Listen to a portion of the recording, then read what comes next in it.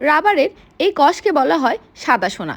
বাংলাদেশের ১৭টি রাবার বাগানের মধ্যে শ্রীমঙ্গলের সাতগাঁওয়ে ১,৭৪৪ একর জায়গা নিয়ে একটি রাবার বাগান রয়েছে, যা থেকে প্রতিদিন গড়ে ৩০ থেকে ৪০ কেজি কষ আহরণ করা হয়ে থাকে। রাবার পাওয়া যায় রাবার গাছের রস থেকে। এ রস দেখতে সাদা, একদম দুধের মতো। রাবার গাছের সাদা কষ রাবারের মূল উপাদান। রাবারের এই কষকে বলা হয় সাদা সোনা, কারণ রাবার হলো ওয়াটারপ্রুফ, টেনে লম্বা করা যায়, তাপে গলিয়ে যে কোনো আকৃতিতে পরিণত করা সম্ভব। প্রথম দিকে রাবার ব্যবহারের কতগুলো মৌলিক অসুবিধা ছিল, যেমন ঠান্ডা আবহাওয়ায় রাবার শক্ত হয়ে সংকুচিত হয়, আবার গরমে গলে নরম আঠালো হয়ে যায়। এটা হচ্ছে যে এখানে সবগুলোই রাবার গাছ, মানে মূলত এই গাছগুলো থেকে এক ধরনের গাম বের হয়, এক ধরনের কষ বের হয় গাছের।